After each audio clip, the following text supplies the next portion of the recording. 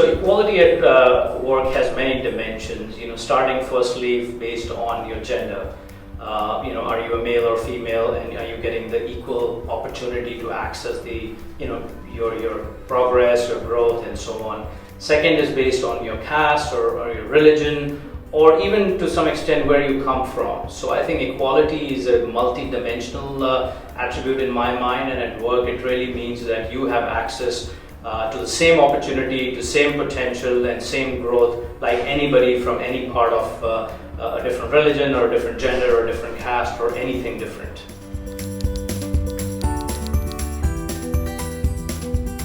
So I think if you think about gender equality and equity, right?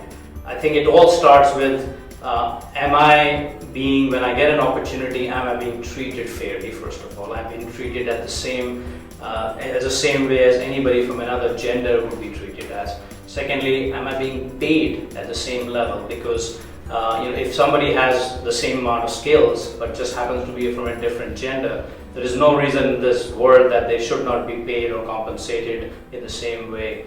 Third is about providing the same, I would say, level of safety and secure environment. Because equity not only is monetary but non-monetary, and if you're providing the right, secure, safe environment for especially for women, especially in an environment like India where there are already challenges when you're out on the street and you're facing multiple hurdles.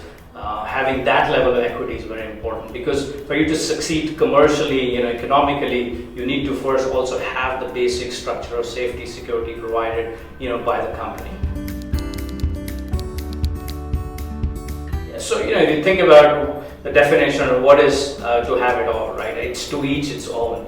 Everybody defines their own, I would say, aspiration and goals to have it all in a very different way. But what we can do as corporates and as business folks is to make sure that we're providing the equal opportunity platform for them to be able to do their best work of their life every day without any fear, without any judgment, without any bias.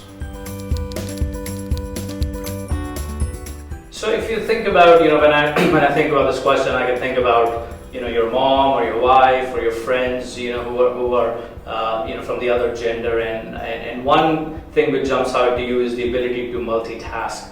As you see around, like when you think of my mother, you are doing different jobs. You're a homemaker, then you're going out to work, then you're taking care of the kids, and then you're taking care of other housework. So I think that comes more naturally, or perhaps it just gets ingrained in the system. So that's one. I think secondly, generally the EQ, as we define emotional intelligence, generally women have that gift.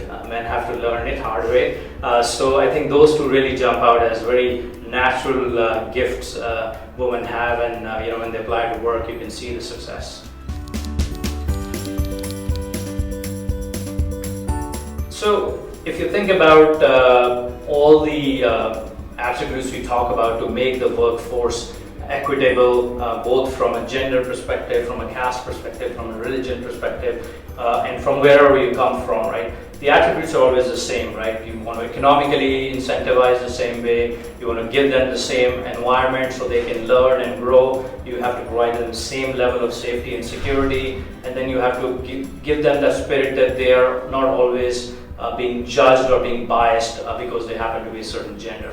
I think the key is for the corporates to create that environment.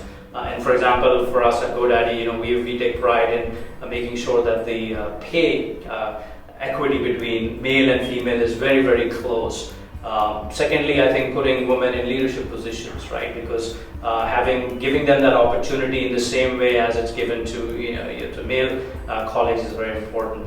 And then thirdly is about health and wellness. As you think about the role of a woman in today's society, she's having multiple hats. She's a homemaker, she's raising the kids, she's doing the work, and sometimes she has to take a leave from the work to go, especially maternity leave or coming back. So how do companies really create that environment which accepts them back, helps them grow and actually thrive to the highest potential?